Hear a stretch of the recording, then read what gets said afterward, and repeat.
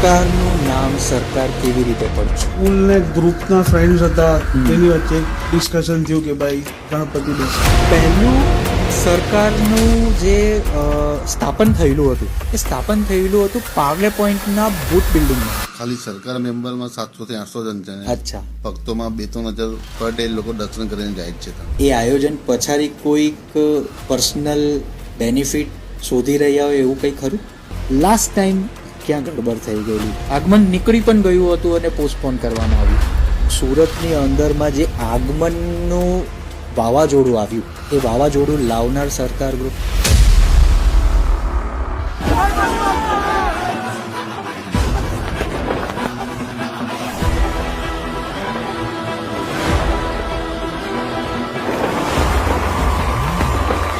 આ 10 દિવસની તૈયારીઓ પાછળ કોનો હાથ હોય છે? આપણી જે ભાવના છે ને એની કદાચ 70% ભાવના બી સાચી હશે ને, મૂર્તિ બનાવવાની 110% પાવરફુલ બને છે.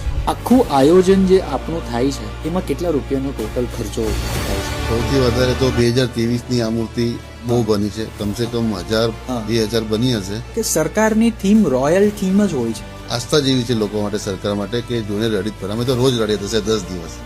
ડેકોરેશનની થીમ, આગમનની થીમ, એની પાછળની શું મહેનત હોય છે? આ સુધી અમારે કશે કોઈ સ્પોન્સર્સને કે કોઈ લોકલ પબ્લિક પાસે ફંડ લેવા જવાની જરૂર નથી પડતી. તમે ભગવાનની સામે હો અને એમને જોઈને તમારાથી રડી પડાયું હોય. મારો ભગવાન છે, મારો સરકાર છે, એને આપ્યું છે તો મારી પાસે છે. એનજીઓ રજીસ્ટર કરાયું. ભગવાનની પૂજા પેલું શું કે શ્રદ્ધા કરતાં વધારે સોશિયલ મીડિયા પર બતાવવા માટે કરે છે આ વસ્તુ, પણ તમારું શું કહેવું છે?